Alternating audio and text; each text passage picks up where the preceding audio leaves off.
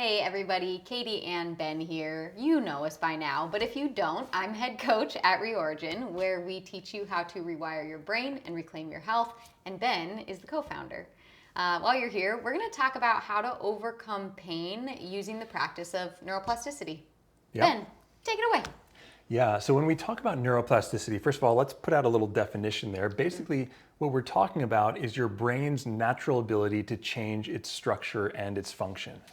So why is this important when it comes to pain? And specifically what we're talking about in this video is chronic pain. We know that pain can happen certainly due to real world circumstances, right? If I feel a pinching sensation in my finger and I look down and I realize that my finger is pinched in a paperclip, well, that would make sense. Our brain is sending us useful information to say that there's something going on here that needs to be taken care of. Sometimes, however, during times of heightened stress, due to neuroplasticity and the brain's ability to learn, it can actually learn to give us these sensations when they might not necessarily be fully warranted. And this is the process that leads to something called central sensitization or chronic pain. So the example here would be if you have chronic pain, maybe you experience that pain in your finger, like it really feels like your finger is being pinched, but then when you look down, there's actually nothing going on there, right?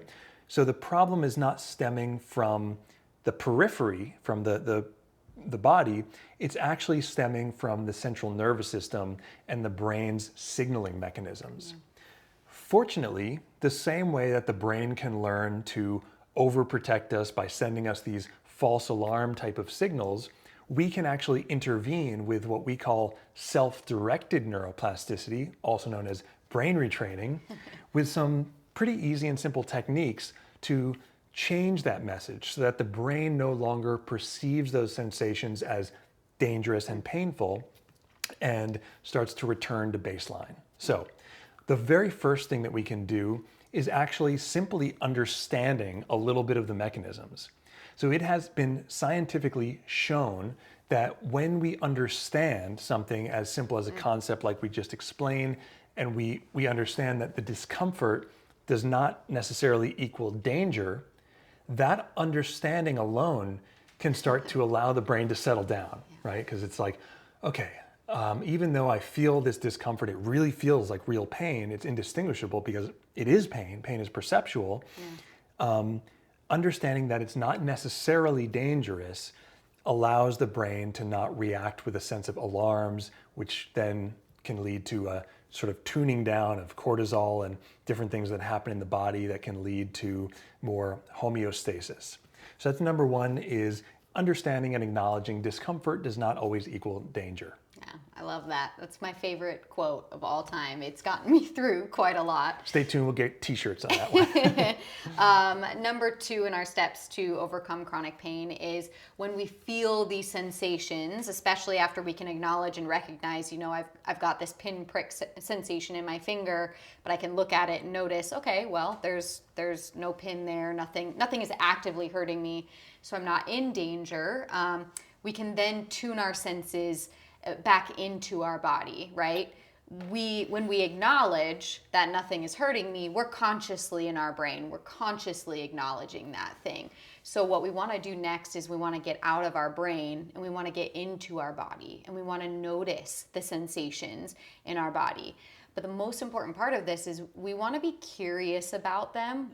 We want to notice them without judgment. So again, when we notice things in our body that are happening without assigning any sort of judgment to them, our brain can stay in a very, very calm state. So it really allows us to get really curious about what are all of the things going on in my body, and it brings us even more back into that sense of homeostasis, right? Ben was mentioning earlier, when we can acknowledge and recognize we're not in danger, calms our brain down. And then when we can get back into our body and just really see what's going on throughout our body without any sort of a judgment or any sort of assigning meaning, that brain can start to calm down even more. So it's a really, really valuable tool. And you may even notice that when you get back into your body and you start to notice those sensations, that they actually start to dissipate. Yep. And that actually brings us right into the next tip, which is continuing on even in the face of discomfort. Now, this does not mean that we want to push our way through, right? If we're feeling pain, we're feeling fatigue or discomfort, it doesn't mean that we want to like mount all of this energy and just resist it and push through. Instead, we want to actually relax our bodies and take small, steady steps. And this can look like continuing with your daily activities. It can look like maybe doing some work or whatever it is that you might have on the plate.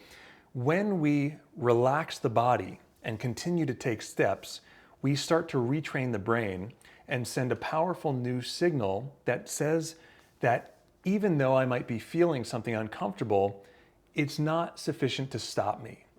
And when the brain learns that, it actually reinforces this new understanding that what I'm experiencing is not dangerous, right? So that discomfort does not equal danger.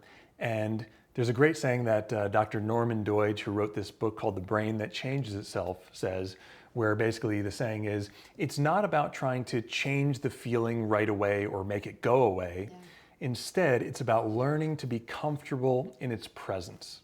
And one of the best ways that we have found to learn to be comfortable in the presence of discomfort is, like you were saying, Katie, it's really through the body, right? It's not just about thinking our way out of it. Understanding is helpful, but then relaxing your body, shaking it out, taking some deep breaths, using techniques like other techniques that we share on this channel as well, are all really helpful for allowing us to stay pleasant in the present and fluidly move forward regardless of what might be going on.